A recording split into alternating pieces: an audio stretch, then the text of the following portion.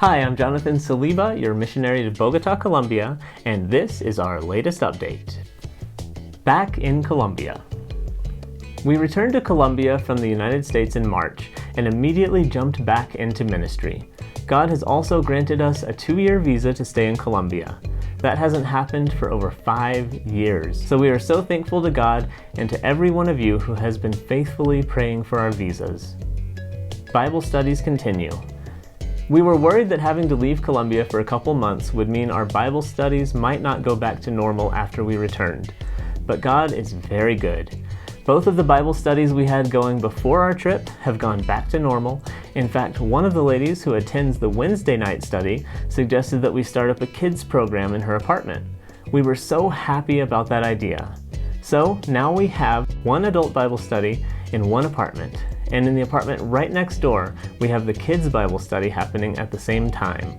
While we were worried about losing people in our absence, God was expanding the ministry. Additionally, we've started up a new group on Thursday nights. That group, while very similar to what we've been doing, is actually a ministry of our previous church plant. We've mentioned in the past leadership problems that the church is going through.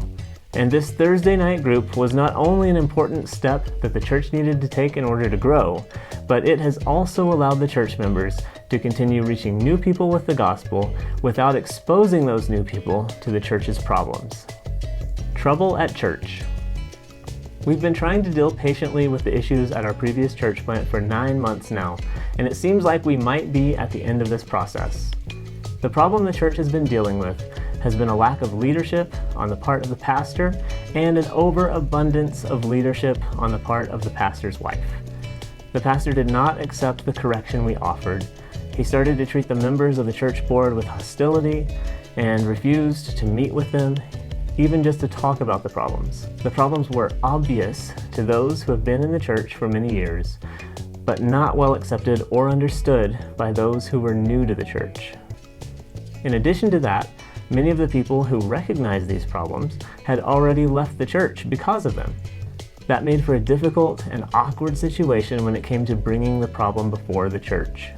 The pastor had also not practiced church discipline since taking over the church years ago, so the people didn't have a good understanding of the church's responsibility to confront sin within the church. Because of those factors, the church has lost several people over the past few months. We've lost people because of the problems. We've lost people because we attended to the problems, and we've lost people who recognize the problems, but think that we've handled the problems in the wrong way. The pastor is now no longer with the church, but we can't abandon the church. That means that right now, in addition to starting a new church, we are also basically restarting our previous church plant. After all the conflict that we've seen lately, we're tired, we need help, and we need your prayers. Please pray for the church and for our family.